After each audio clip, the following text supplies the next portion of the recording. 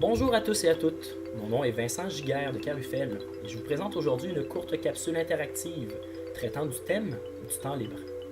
Cette capsule aura donc comme objectif de vous familiariser avec ce thème qui est, en mon sens, essentiel à la compréhension du phénomène du loisir.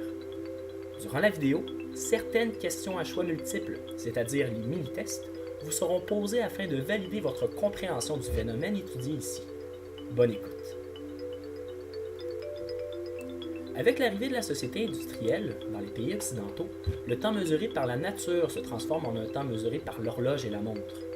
Ce temps industriel, la taylorisation du temps, devient le cadre temporel dominant de la société, régulant donc le temps de travail, ainsi que le temps hors travail. L'industrialisation va transformer le rapport au temps qu'ont les individus. Le temps industriel devient ainsi le temps central de la société. Tous les temps sociaux sont ainsi affectés, que ce soit le temps religieux, le temps familial et également le temps scolaire.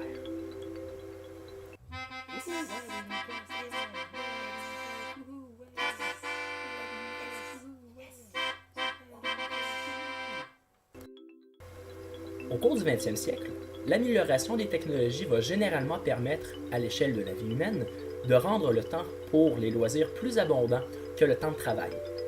Dans certaines sociétés, le temps libre est maintenant plus long que le temps de travail.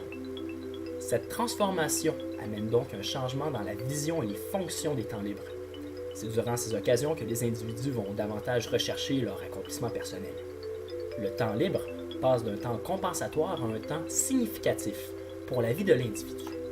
N'empêche, même si la valeur accordée au travail tend à diminuer chez les individus, ce temps de travail reste la valeur principale dans le rapport qu'ont les individus à la société, étant donné que c'est le temps de travail qui régule, d'une certaine façon, la quantité de temps libre.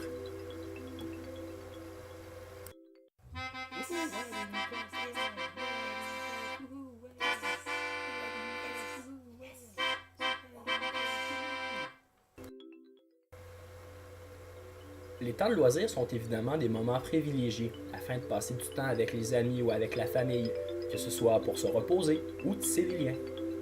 Certains auteurs voyaient l'augmentation du temps de loisirs chez les individus comme un levier à l'augmentation de la participation citoyenne. Pourtant, la tendance actuelle est plus aux activités personnelles se basant sur le divertissement médiatique, à des fins de consommation ou de pratiques culturelles, plutôt que des activités citoyennes. Les pratiques de loisirs sont donc de plus en plus individualisées. Certains auteurs soutiennent qu'il existe certains effets négatifs au temps de loisirs, tels que l'augmentation de notre rapport au stress ou à l'ennui. Dans certains pays, le temps de loisir crée des degrés de stress importants à l'intérieur des différents groupes sociaux, que l'on pourrait considérer comme étant des gens plus exclus socialement, que ce soit ici les retraités, les chômeurs, les gens à faible revenu par exemple. La solution résiderait à l'élaboration de programmes d'éducation en loisirs.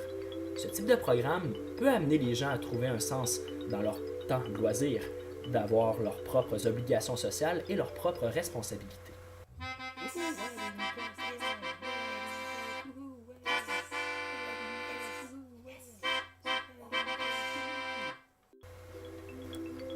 Voilà tout le monde, c'est ce qui met fin à cette petite vidéo. Merci à tous et à toutes de votre attention.